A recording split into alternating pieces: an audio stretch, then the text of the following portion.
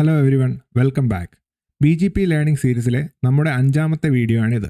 Root റിഫ്ലക്ടറാണ് ഇന്നത്തെ topic.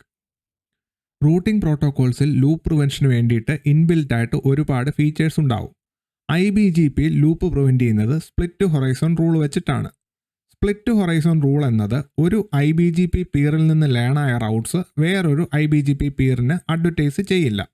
അതായത് ഈ ടോപ്പോളജിയിൽ കാണുന്ന പോലെ R1, R2, R3 IBGP neighbours ആണ്. R3 ഒരു റൗട്ട് R1ന് അഡ്വർടൈസ് ചെയ്തു. R1 ആ റൗട്ട് അതിൻ്റെ IBGP നെയ്ബറായ R2ന് അഡ്വർടൈസ് ചെയ്യില്ല. അപ്പോൾ വേറെ ഒരു വഴിയും ഈ റൂട്ട് തിരിച്ച് R3യിലേക്ക് എത്തില്ല. അങ്ങനെയാണ് സ്പ്ലിറ്റ് ഹൊറൈസൺ ലൂപ്പ് പ്രിവെൻറ്റ് ചെയ്യുന്നത്. പക്ഷേ നമുക്ക് മിക്കപ്പോഴും R3യുടെ റൗട്ട്സ് R2ലും എത്തിക്കണം. അപ്പം ഈ ലൂപ്പ് പ്രിവെൻഷനെ ഓവർകം ചെയ്യാനുള്ള കോമൺ മെത്തേഡ് ഫുള്ളി മെഷായി നെയ്ബർഷിപ്പ് ഉണ്ടാക്കുന്നതാണ്.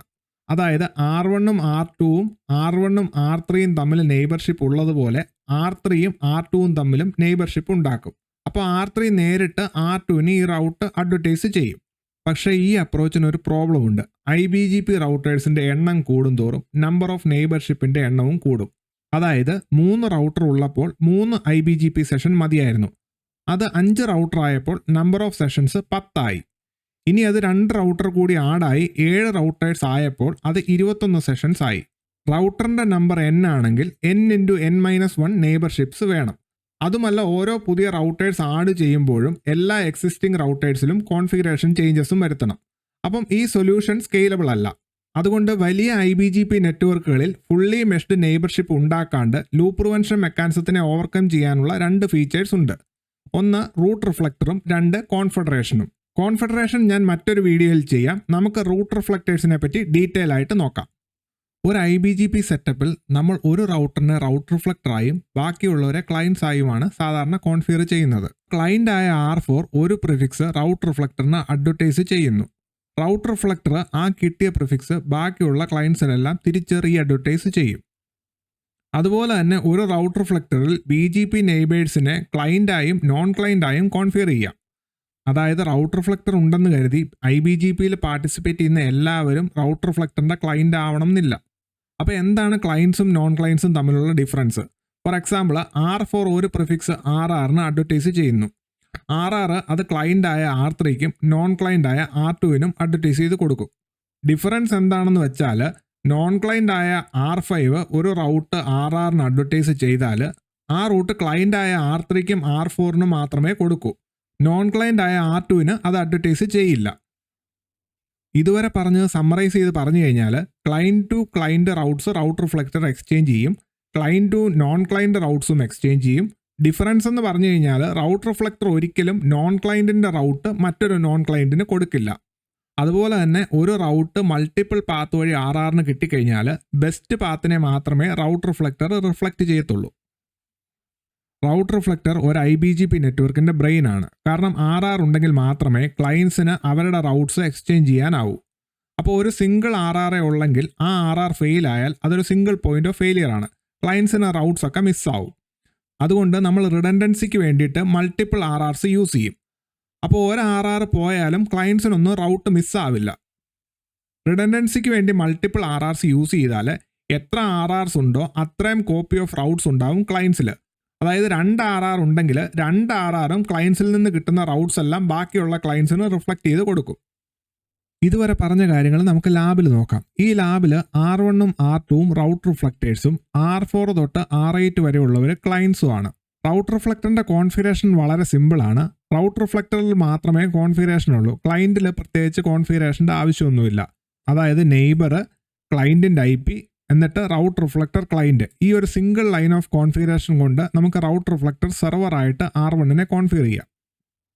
ഇനി നമുക്ക് ഒരു ക്ലയൻറ്റിൽ പോയിട്ട് വേറൊരു ക്ലയൻറ്റിൻ്റെ റൗട്ട് റിഫ്ലക്ടർ അഡ്വർടൈസ് ചെയ്ത് തരുന്നത് എങ്ങനെയാണെന്ന് നോക്കാം.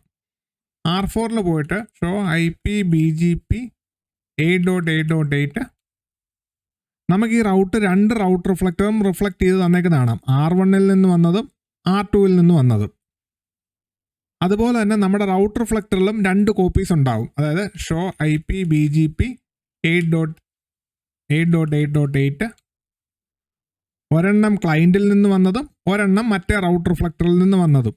അപ്പോൾ ഇങ്ങനെ നമ്മുടെ IBGP നെറ്റ്വർക്കിൽ ഒരുപാട് റൗട്ട്സ് ഉണ്ടെങ്കിൽ നമ്മുടെ റൗട്ട് റിഫ്ലക്റ്റേഴ്സിന് എല്ലാത്തിൻ്റെ 2 കോപ്പി വെച്ച് സ്റ്റോർ ചെയ്ത് വെക്കും. അങ്ങനെ സ്റ്റോർ ചെയ്ത് വെച്ച് കഴിഞ്ഞാൽ നമ്മുടെ റൗട്ട് റിഫ്ലക്റ്റേഴ്സിൻ്റെ മെമ്മറി യൂട്ടിലൈസേഷനൊക്കെ കൂടാൻ സാധ്യതയുണ്ട്. അപ്പോൾ ഇങ്ങനെയുള്ള കേസിൽ റിഡൻഡൻസിക്ക് വേണ്ടിയിട്ട് മൾട്ടിപ്പിൾ റൗട്ട് റിഫ്ലക്റ്റേഴ്സിനെ യൂസ് ചെയ്യണമെങ്കിൽ നമുക്ക് ക്ലസ്റ്ററിങ് യൂസ് ചെയ്യാം. ക്ലസ്റ്ററിങ് എന്ന് പറഞ്ഞു കഴിഞ്ഞാൽ നമുക്ക് ഒരു IBGP നെറ്റ്വർക്കിൽ മൾട്ടിപ്പിൾ റൗട്ട് റിഫ്ലക്റ്റേഴ്സ് ഉണ്ടെങ്കിൽ അവർ രണ്ടുപേരെയും നമ്മൾ ഒരു ക്ലസ്റ്ററിലായിട്ട് കോൺഫിഗർ ചെയ്യും. അപ്പോൾ അവർ തമ്മിൽ ഡ്യൂപ്ലിക്കേറ്റ് ആയിട്ടുള്ള അപ്ഡേറ്റ് മെസ്സേജ് ഒന്നും എക്സ്ചേഞ്ച് ആവില്ല. അതായത് നമ്മൾ R4ൽ പോയിട്ട് ഈ റൗട്ട് നോക്കിയാൽ ക്ലസ്റ്റർ ലിസ്റ്റ് എന്ന് പറയുന്നൊരു ഫീൽഡ് ഉണ്ട്. ക്ലസ്റ്റർ ലിസ്റ്റിൽ നമുക്കിപ്പം 2.2.2 അതായത് R2ൻ്റെ റൂട്ടർ ഐഡിയും അടുത്ത പാത്തിൻ്റെ ക്ലസ്റ്റർ ലിസ്റ്റിൽ 1.1.1 അതായത് R1ൻ്റെ റൗട്ടർ ഐഡിയും. ബൈ ഡിഫോൾട്ട് സിസ്കോ IOSൽ റൗട്ട് റിഫ്ലക്ടറിൻ്റെ റൗട്ടർ ഐ ഡി ആവും ക്ലസ്റ്റർ ഐ ഡി ആയിട്ട് കോൺഫിഗർ ആവുക. അതുകൊണ്ട് തന്നെ ബൈ ഡിഫോൾട്ട് 2 റൗട്ട് റിഫ്ലക്ടർ ഉണ്ടെങ്കിൽ അവ രണ്ടുപേരും 2 ക്ലസ്റ്ററിലായിട്ടാവും. അപ്പോൾ ക്ലസ്റ്ററിങ് കോൺഫിഗർ ചെയ്യണമെങ്കിൽ നമ്മൾ R1ൽ വന്നിട്ട് config T router BGP 100 BGP cluster ID 1.2.1.2 ഇത് തന്നെ നമ്മൾ ഇവിടുന്ന് കോപ്പി ചെയ്തെടുത്തിട്ട് അടുത്ത റൗട്ടർ റിഫ്ലക്ടറിലും പോയി കോൺഫിഗർ ചെയ്യണം. Config T router BGP 100 end. എന്നിട്ട് നമ്മൾ R1ൽ വന്നിട്ട് വെരിഫൈ ചെയ്ത് കഴിഞ്ഞാൽ നേരത്തെ ഉണ്ടായിരുന്നത് 2 പാത്തായിരുന്നു. ഒരെണ്ണം ക്ലയൻറ്റിൽ നിന്ന് കിട്ടിയതും മറ്റേത് R2ൽ നിന്ന് കിട്ടിയതും.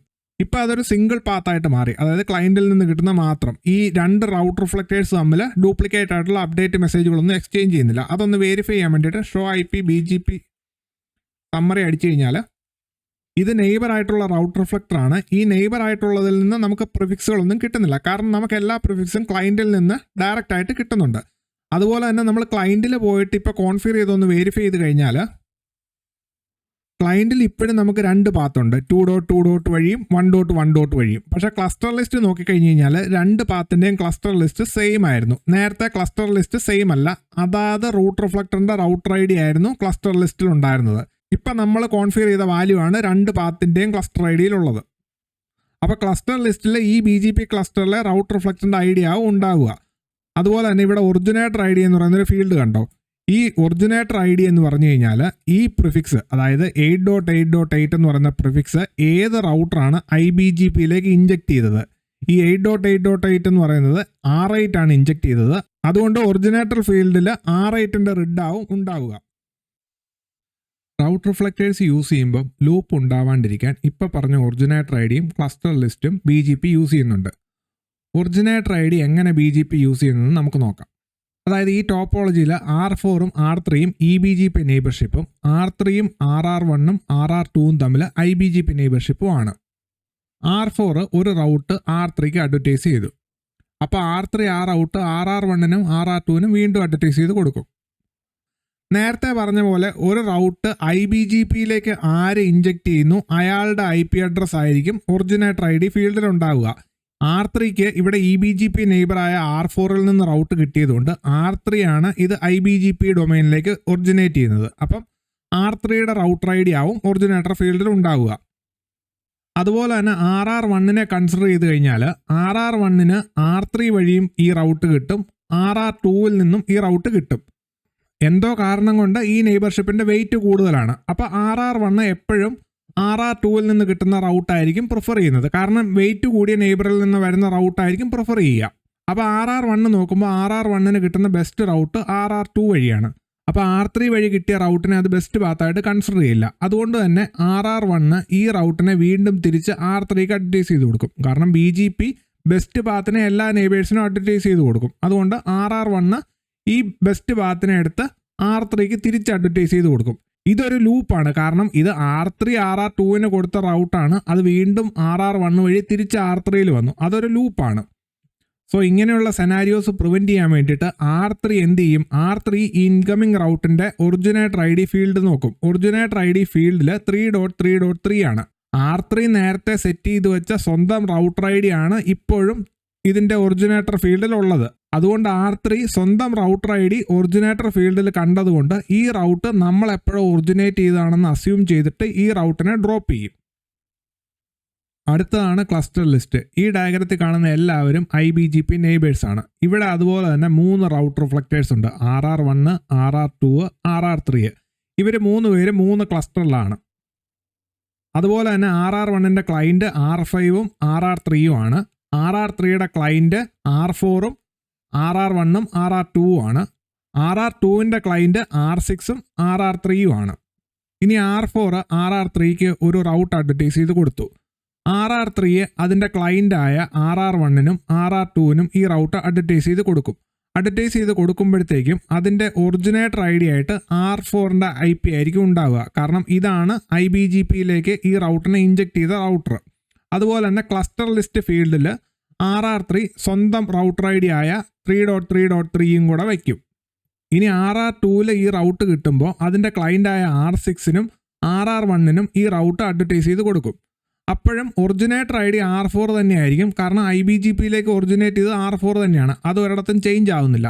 അതുപോലെ തന്നെ ക്ലസ്റ്റർ ലിസ്റ്റിൽ 3.3.3യുടെ കൂടത്തിൽ സ്വന്തം റൗട്ടർ ID ആയ 2.2.2വും കൂടെ ഇഞ്ചെക്ട് ചെയ്യും. കാരണം RR2വും ഒരു റൗട്ടർ റിഫ്ലക്ടറാണ്, ഡിഫറൻറ്റ് ക്ലസ്റ്ററാണ്. ഡിഫറൻറ്റ് ക്ലസ്റ്റർ ആയതുകൊണ്ട് ക്ലസ്റ്റർ ലിസ്റ്റിൽ സ്വന്തം റൗട്ടർ IDയും കൂടെ അത് ഇഞ്ചെക്ട് ചെയ്യും.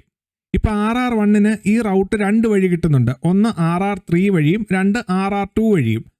By default BGP shorter cluster list ഉള്ളതിനായിരിക്കും പ്രിഫർ ചെയ്യുക. അതായത് RR3 വഴി വരുന്നതിൻ്റെ ക്ലസ്റ്റർ ലിസ്റ്റിൽ ഒരു വാല്യൂവും RR2 വഴി വരുന്നതിലെ ക്ലസ്റ്റർ ലിസ്റ്റിൽ 2 വാല്യൂ ഉണ്ട്. പക്ഷേ ഈ കേസിൽ RR1ന് RR2ലേക്കുള്ള വെയിറ്റ് കൂടുതലായതുകൊണ്ട് RR2ൽ നിന്ന് വരുന്ന റൗട്ടിനായിരിക്കും പ്രിഫർ ചെയ്യുക. അപ്പോൾ RR1 ഈ റൗട്ടിനെ ബെസ്റ്റ് പാത്തായിട്ട് പ്രിഫർ ചെയ്തു. എന്നിട്ട് ഈ റൗട്ടിനെ അതിൻ്റെ ക്ലയൻറ്റായ R5ലേക്കും അഡ്വർടൈസ് ചെയ്ത് കൊടുത്തു. അതുപോലെ തന്നെ അതിൻ്റെ ക്ലയൻറ്റായ RR3ലേക്കും അഡ്വർടൈസ് ചെയ്ത് കൊടുത്തു. RR3ലേക്ക് അഡ്വർടൈസ് ചെയ്ത് കൊടുക്കുമ്പോൾ അതിൻ്റെ ക്ലസ്റ്റർ ലിസ്റ്റിലേക്ക് സ്വന്തം റൗട്ടർ IDയും കൂടെ ഇഞ്ചെക്ട് ചെയ്തിട്ടാണ് അഡ്വർടൈസ് ചെയ്ത് കൊടുക്കുന്നത്. അപ്പോൾ ഇതും നേരത്തെ പറഞ്ഞ പോലെ ഒരു ലൂപ്പാണ്. കാരണം RR3 RR2ന് കൊടുത്ത റൗട്ട് അത് RR1 വഴി വീണ്ടും തിരിച്ചു വന്നിരിക്കുന്നു. അപ്പോൾ ഇതും ഒരു ലൂപ്പാണ്. അപ്പോൾ RR3 എന്താ ചെയ്യുന്നതെന്ന് വെച്ച് കഴിഞ്ഞാൽ ക്ലസ്റ്റർ ലിസ്റ്റ് നോക്കും. എന്നിട്ട് ക്ലസ്റ്റർ ലിസ്റ്റിൽ സ്വന്തം റൗട്ടർ ID ഉണ്ടെങ്കിൽ ആ റൗട്ടിനെ ഡ്രോപ്പ് ചെയ്യും. അതായത് EBGPയിൽ AS പാത്ത് ലൂപ്പ് പ്രിവെൻഷൻ ഉപയോഗിക്കുന്ന പോലെ. അപ്പോൾ ഈ പറഞ്ഞ എക്സാമ്പിൾസ് സമ്മറൈസ് ചെയ്ത് പറഞ്ഞാൽ ഒരു റൗട്ട് IBGPയിലേക്ക് ഇഞ്ചെക്ട് ചെയ്യുമ്പോൾ ഇഞ്ചെക്ട് ചെയ്യുന്ന റൗട്ടറിൻ്റെ റൗട്ടർ ID എടുത്ത് ആ റൗട്ടിൻ്റെ ഒറിജിനേറ്റർ ID ആയിട്ട് സെറ്റ് ചെയ്യും. ഓൾസോ സ്വന്തം റൗട്ടർ ID ഒറിജിനേറ്റർ IDയിൽ കണ്ടാൽ ആ റൗട്ടിനെ ഡ്രോപ്പ് ചെയ്യും. അതുപോലെ തന്നെ RR ഒരു റൗട്ട് അഡ്വർടൈസ് ചെയ്യുമ്പം ആ RRൽ കോൺഫിഗർ ചെയ്തിരിക്കുന്ന ക്ലസ്റ്റർ ID എടുത്ത് ക്ലസ്റ്റർ ലിസ്റ്റ് ആട്രിബ്യൂട്ടിൽ വയ്ക്കും. AS പാത്ത് പോലെ ഒരു റൗട്ട് ഏതൊക്കെ ക്ലസ്റ്ററിൽ കൂടി പോയി എന്ന് ക്ലസ്റ്റർ ലിസ്റ്റ് ഫീൽഡിൽ ഉണ്ടാവും. സ്വന്തം ക്ലസ്റ്റർ ID ക്ലസ്റ്റർ ലിസ്റ്റ് ഫീൽഡിൽ കണ്ടാൽ ആ റൗട്ടും ഡ്രോപ്പ് ചെയ്യും. അപ്പോൾ ഈ വീഡിയോ ഇഷ്ടപ്പെട്ടെന്ന് കരുതുന്നു. Thanks for watching.